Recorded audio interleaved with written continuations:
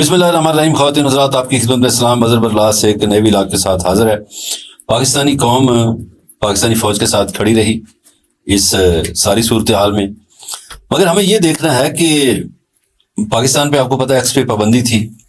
जंगी कशीदगी जो ही बढ़ी तो ये पाबंदी ख़त्म कर दी गई।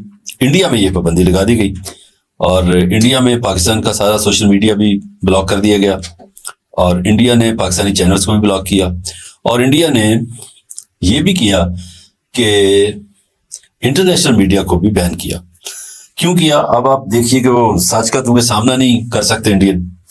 हमारे यहाँ क्या हुआ, सियासी पार्टियों का एक कंपैरिजन है जो कि 8 मई से लेकर 12 मई तक है। ये ट्विटर की यानी एक्स की के हवाले से है कि हमारी सियासी जमातों ने क्या कारकर्दगी दिखाई। पीटीआई ज़ेर अताब रही पिछले 2-2.5 साल, लेकिन पीटीआई के नौजवानों ने कमाल कर दिया। उन्होंने फ्रंट फुट पर जाकर लड़ाई की और सोशल मीडिया में उनके चर्चे हुए। और कल प्रेस कॉन्फ्रेंस करते हुए DGISPR जनरल अहमद शरीफ ने खुलकर दाद दी यूथ को, और देनी भी चाहिए थी। हमारे नौजवान पाकिस्तान के लिए लड़े। तो एक कंपैरिजन है सियासी पार्टियों ने इसमें क्या किया। अब देखिए, जो PMLN जिसकी गवर्नमेंट है इस वक्त, उनकी तरफ से जो टोटल पोस्ट की गई वो 184 थी, जबकि पीटीआई की तरफ से 641 पोस्ट की गई। पीटीआई ने मैदान मार लिया। नून लीग यहां भी शिकस्त खा गई हुकूमत में होने के बावजूद। ओरिजिनल पोस्ट कितनी थी? 123 जो नून लीग ने की और 198 की पीटीआई ने। अब इनके व्यूज देखिए कितने बनेंगे। 2,45,66,776 व्यूज थे किनके? ये जो नून लीग की पोस्टें थी उनके। और उनके कितने हैं? उनके 5,42,54,798। यहां भी पीटीआई आगे निकली। अच्छा, व्यूज में भी पीटीआई आगे, पोस्टों में भी पीटीआई आगे। तो पीटीआई के लोगों ने ये महाज जीत लिया। पाकिस्तानी फौज की जंग जो थी सोशल मीडिया पर पीटीआई के नौजवानों ने लड़ी, और पीटीआई पाकिस्तान की वाद सियासी जमात है जो सबसे आगे निकली जंगी महाज पर, और उसने दुश्मन के ताबड़तोड़ जो हमले थे सोशल मीडिया पर उसका जवाब भी दिया और उन पर अटैक भी किया। ये एक अच्छी बात है। हमारे नौजवानों ने जब पाकिस्तान की बात आई तो पाकिस्तान के लिए लड़े। अब आ जाइए इस सूरत हाल पे कि आइंदा क्या होगा। आज सुना DGMO यानी डायरेक्टर जनरल मिलिट्री ऑपरेशन, दोनों मुल्कों की उनकी बात हुई। इंडिया परेशान है कि वो जो ट्रंप का सहारा उन्होंने लिया, दरखास्त इंडिया ने की थी कि जनाब सीज फायर करवा दें, सीज फायर हो गया, लेकिन परेशानी इंडिया की ये है कि ट्रंप ने कश्मीर को याद कर लिया है।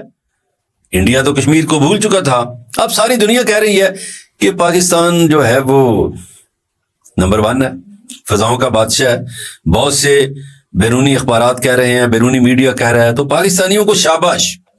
अच्छा, मैं पिछले 2 व्लॉग पाकिस्तान एयरफोर्स के हवाले से की थी। आज बताता चलूं कि पाकिस्तान एयरफोर्स को उन लोगों को भी नहीं भूलना चाहिए जिन्होंने बहुत बड़ा किरदार अदा किया इस एयरफोर्स को शानदार बनाने में। आपको पता, जब पाकिस्तान और इंडिया अलग हुए, दोनों 1947 में अलग हुए, तो जो उस वक्त पूरे बरसगीर के पास जहाज थे तो उनमें से सिर्फ 54 जहाज पाकिस्तान को मिले और इंडिया को 221 जहाज दिए गए। अब इत्तेफाक है कि वो जो पायलट्स थे उन जहाजों के वो ज्यादातर इंडियन थे, लिहाजा वो उधर चले गए, तो पाकिस्तान के हिस्से में आए नहीं। फिर पाकिस्तान हाई कमीशन लंदन ने एक इश्तहार दिया कि हमें पायलट्स की जरूरत है।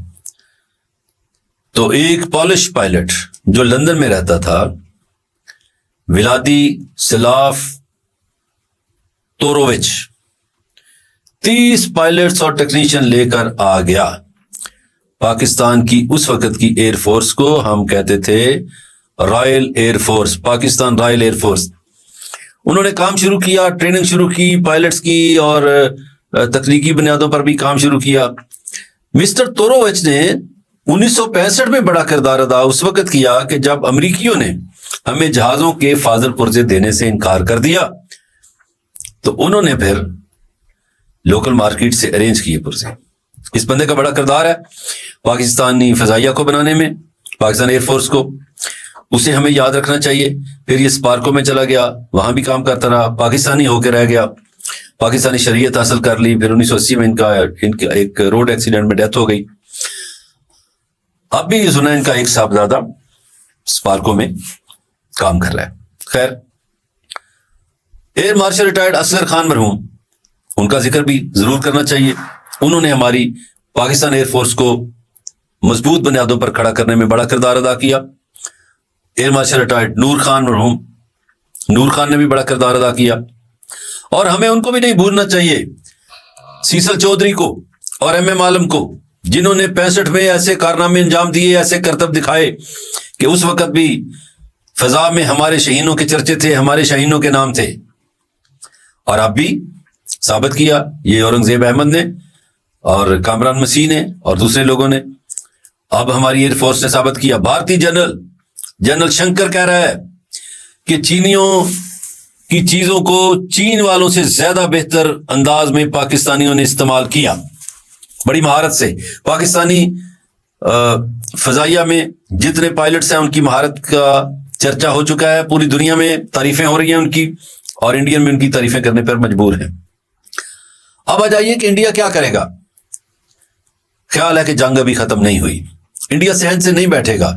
इंडिया के लोगों पर बड़ा प्रेशर है। और क्या मोदी अपनी सियासी मौत देख पाएगा, अपनी सियासी मौत कबूल कर लेगा, सियासत में लाश कबूल कर लेगा? ऐसा नहीं होगा। आज रात मोदी एक भाषण देगा, मोदी बताएगा कि जनता और देश की सुरक्षा हमारा काम है। मैंने अपने दीगर नेताओं से मशवरे किए हैं, तो देश की सुरक्षा करेंगे। वो झूठ भी बोलेगा और कहेगा दुश्मन ने धोखा दिया, फलां ने धोखा दिया, अब हम फिर से हमला करेंगे। इंडिया के लोगों का बड़ा प्रेशर है।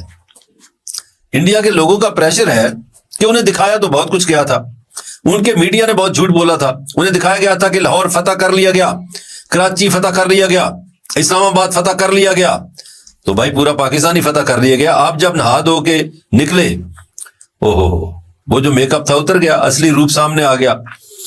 अब सूरत घर का रूप सामने आया तो पता चला कि नहीं, हम तो हार गए। अब देखिए मोदी कौन से नए पत्ते खेलता है। वो हमला फिर से करेगा क्योंकि उसे अपनी सियासी मौत कबूल नहीं। और मैं इंडियन लोगों का बार बार कह रहा हूं, इंडिया के लोग बड़े जज्बाती हैं। वो तो जब उनकी क्रिकेट टीम हार जाती है, वो अपने क्रिकेटरों के घर जलाने पे तुल जाते हैं, उनके घरों पे पथराव करते हैं, जलाओ गिराओ करते हैं। तो इंडिया के अवाम बड़े जज्बाती हैं।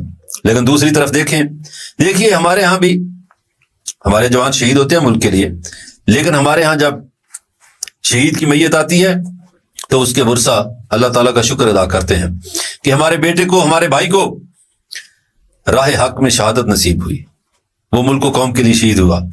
लेकिन मैंने कुछ मनाजर इंडियन देखे हैं भाई, वहां तो जब लाश पहुंचती है तो कोहराम मच जाता है, हर तरफ हाहाकार, हौलनाक सूरत हाल, और वहीं पे मोदी के खिलाफ नारेबाजी शुरू हो जाती है, वहीं पे इंडियन आर्मी के खिलाफ नारेबाजी, और कोई अपने सुनेश कुमार को रोता है तो कोई दिलजीत कुमार को रोता है। वो मनाजर जो है वो देखे नहीं जा सकते। और मुझे लगता है कि आइंदा इंडियन फौज में उनके नौजवान भर्ती होने से इनकारी हो जाएंगे। इंडिया में आपको बताया है कि 16 रियासतों में आजादी की तहरीकें चल रही हैं। और फिर याद रखिए, बेशक मोदी आज जो मर्जी भाषण दे, अब नफसियाती तौर पर इंडियन फौज हार चुकी है, वैसे भी हार चुकी है, हौसले उनके टूट चुके हैं। क्या नया हमला हो सकता है? हमला करने की कोशिश तो करेंगे, लेकिन हारी हुई फौज क्या हमला करेगी? ये सवाल है दुनिया के सामने। इंडिया जिनका पहलवान है वो उनको चैन से नहीं बैठने दे रहे, वो फिर से कह रहे हैं लड़ो, हम तुम्हारी मदद करते हैं, हम तुम्हें असला देते हैं, हम ये करते हैं, हम वो करते हैं। तो मेरा ख्याल है इंडिया लड़ेगा, फिर मार खाएगा। लेकिन मोदी को नींद नहीं आ रही, मोदी को चैन नहीं आ रहा। मोदी कह रहा हो मेरी सियासत गई, बीजेपी की सियासत, सियासी लाश नहीं देख सकते बीजेपी के नेता, वो मोदी को बलि चढ़ा देंगे। और खबर दे रहा हूं आपको बहुत अहम कि आइंदा 2-4 हफ्तों में, ज्यादा टाइम नहीं दे रहा, 4 हफ्तों में आप मोदी की बलि चढ़ते हुए देखेंगे इंडियन सियासत में। और पाकिस्तानी सियासतदान भी अपनी खैर मनाएं, वो हुक्मरान जो मोदी का नाम नहीं लेते, वो हुक्मरान जो चुप का रोजा रखते हैं, उन पर भी मुश्किल वक्त आने वाला है। सियासी मंजर भी बदलने वाला है। जंगी मंजर तो बदल गया, सियासी मंजर भी बदलने वाला है। अगले व्लॉग तक के लिए इजाजत दीजिए। अल्लाह हाफिज। पाकिस्तान जिंदाबाद।